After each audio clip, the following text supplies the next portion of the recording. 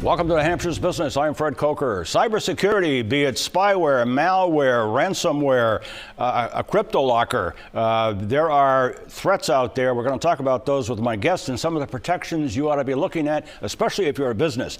Let's first of all go to this graphic. The growing cybersecurity threats. 1 in 5 small businesses will suffer cybersecurity breaches this year. 81% of all breaches happen to small and medium businesses, and 97% could have been prevented.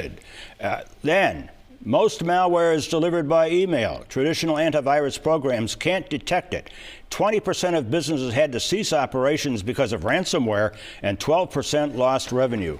With me to talk about this is somebody who knows this arena pretty well. He is Dave Hodgson, founder and president of the Portsmouth Computer Group. Welcome. Welcome. Nice to have you. I know you operate in New Hampshire, Maine, and Massachusetts. That's correct. So you and you're dealing with customers, both government agencies and private businesses that are having these attacks. So I thought it was interesting when your 1 in 5 businesses will suffer cybersecurity attacks this year. What is the main threat? I think the threat, Fred, is they want the money. So the threat is they're looking for vulnerabilities. They're looking for options to get into this business and wreak havoc. What are the biggest vulnerabilities?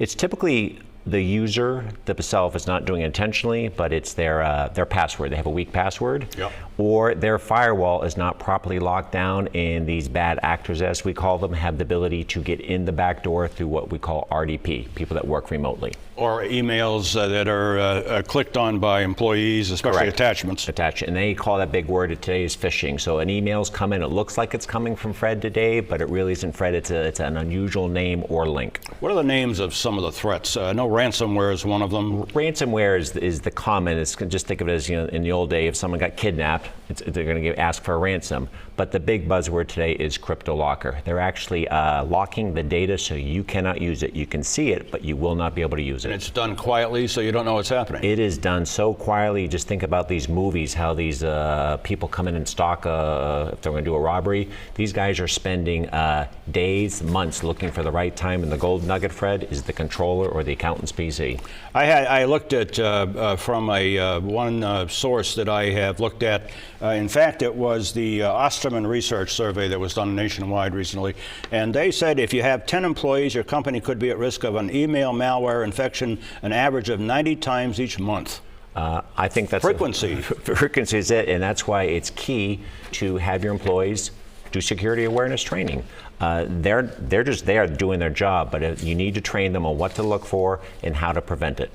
Let's go to the protection email. Here it is. And these are some of the protections that Dave suggests. Security assessment, email rules, password changes, advanced endpoint security, reviews of all event and security logs, dark web research, computer updates, authentication of websites, and web security and mobile device security. All of these are things.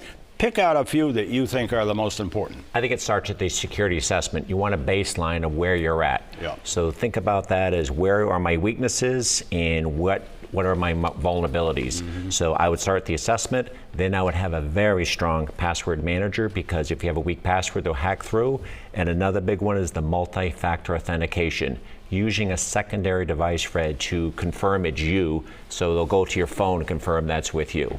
And I feel your firewall, if it's not properly locked down and you're only allowing traffic that you know is good, is another very common way these bad actors get in there. Yeah, and you said they even sabotage backups.